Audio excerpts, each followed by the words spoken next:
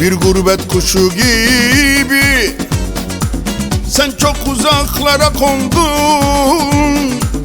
Başkasını sevem derken seni çok seven ben oldum. Bir gurbet kuşu gibi sen çok uzaklara kondun. Başkasını sevem derken seni çok seven ben oldum. Gurbet gurbet dolaştın, sevgilim benden mi kaçtın? Yeni birini mi bulmuşsun? Başıma bak neler açtın. Diyar diyar dolaştın, sevgilim benden mi kaçtın?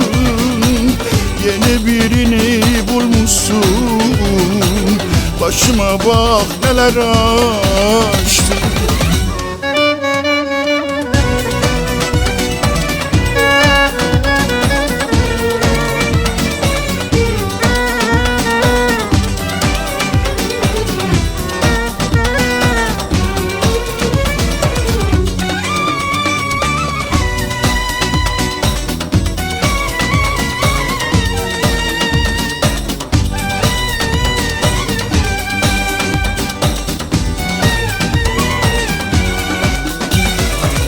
Benim saçlarım ağardı, sensiz dünyam karardı. Takatım kalmadı artık, ömrümü yıllar aldı.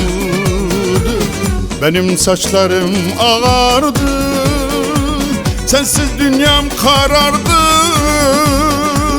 Takatım kalmadı artık, ömrümü yıllar aldı.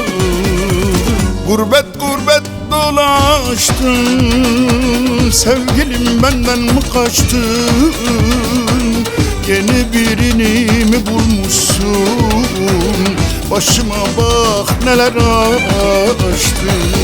Diyar diyar dolaştın, sevgilim benden mi kaçtın?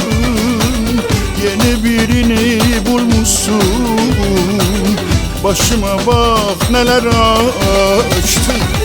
Gurbet gurbet dolaştın, sevgilim benden mi kaçtın?